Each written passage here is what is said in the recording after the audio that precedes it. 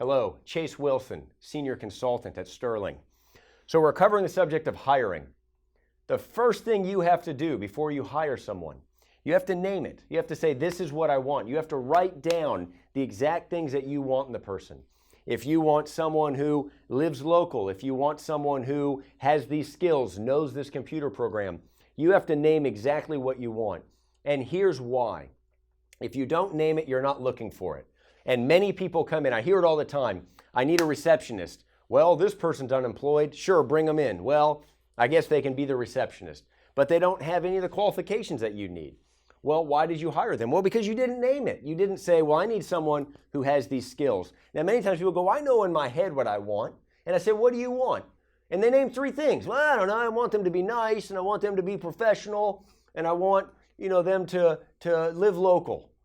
Okay, well, what about working with the team? What about being educated? What about wanting to stay here a long time?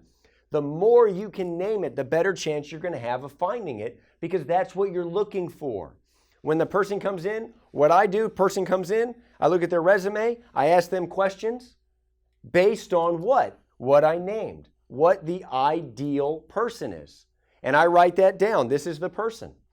That's very key, to write down all the points that you want, because then you have someone to compare to when they come in. This applies, by the way, to hiring staff. It applies to buying a building. It applies to buying equipment, being in a relationship, getting a car. It applies to anything. So many people get involved in something and then regret it. Why? Because they didn't name what they wanted. So naming it is so key, especially when hiring. When the person comes in, you have something to compare to, because many times they go, oh, they're here. Oh, wow, I really like the way they dressed. Oh, yeah, I think I'm going to hire them. Well, the way they dressed, it wasn't even on your list if you made one. If you don't make a list, then you're going to just randomly hire, and you're going to miss so many points. So the more detailed, the better. I have clients who go 3 pages of just naming what they want, all the different points. Another key factor, and this is just more of a mental thing, but name it as if it's happening now or it happened. As if it happened already or it's happening right now. I hired a great receptionist. I hired an amazing bookkeeper. They are doing great. I don't say I want to hire this, because guess what? Right there, good, you want. Okay, what does that get you? All right, that's always putting it out there in the future. I write it as if it's happening right now or it already happened. That way, I've already decided it's done. I find that one little change right there has gone from I can't find anybody to Chase, they're starting Monday.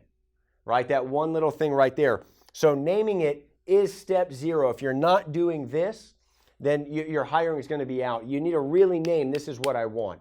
And you know what? When you're letting someone go and you're going to replace them, write down what you liked about them and what you wish you changed about them, and change.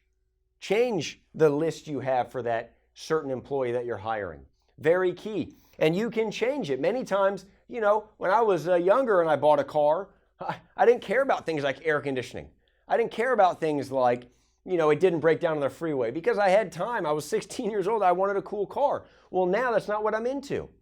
All right. So what I named earlier, what you named when you first started, might be very different from where you are now in your company. All right. So naming it is very important. All right. Here's what I want to know from you. I want you to let me know, what are points that you find hard to find? What are the things that you find hard to find? In the comments below, let me know that, and I'll see you in the next video.